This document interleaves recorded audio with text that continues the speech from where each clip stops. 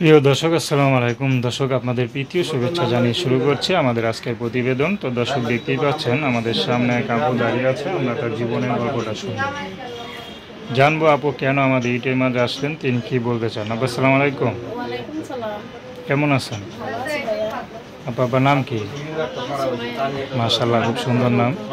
তো সুমাইয়া আপা, এই বয়স আবার ইউটিউবে কেন আসলেন? এই বয়সে এগুলি আসবো না ভাই, অনেক সমস্যার ভিতরে আছি, অনেক কষ্টের মাঝে আছি, তার জন্য তো সামনে আসি।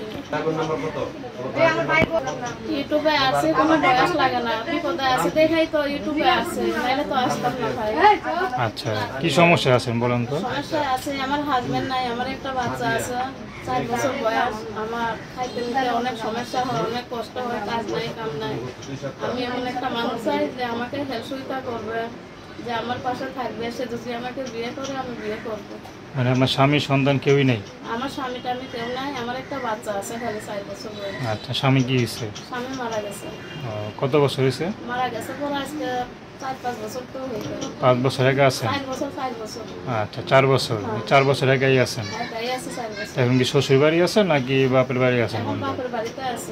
শ্বশুর বাড়িতে যান না? না, শ্বশুরের শাশুড়ির সাথে কোনো সম্পর্ক নাই।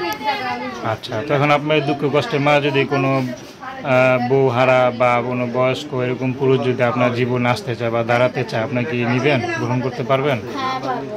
মেনে নিতে পারবেন? হ্যাঁ পারবো। যে তার ঘরে বউ বাচ্চা থাকে? পারবো। সে যদি আমাকে চায় আমিও তাকে চাই। আচ্ছা, তো আপনি এখন বর্তমানে কীভাবে চলতেছেন? বর্তমানে চলতেছি ভাই, অনেক কষ্টের মাঝে নিচ্ছে। মনে করো যে পরের বাসা বাড়িতে কাজ করি, ঠিক মতো বেতন দেয় না, অনেক সমস্যার ভিতরে আছে। বাচ্চাটাকে নিয়ে অনেক কষ্ট আছে। আচ্ছা, তো দর্শক, আপনারা সুমাইয়াপুর কথা শুনলেন। তো তার নাম্বারটি স্ক্রিনে দেওয়া আছে। তো দর্শক, প্রেম ভালোবাসা সাহায্য সহযোগিতা বিয়ে শাদী করে একান্ত আপনাদের ব্যক্তিগত ব্যাপার।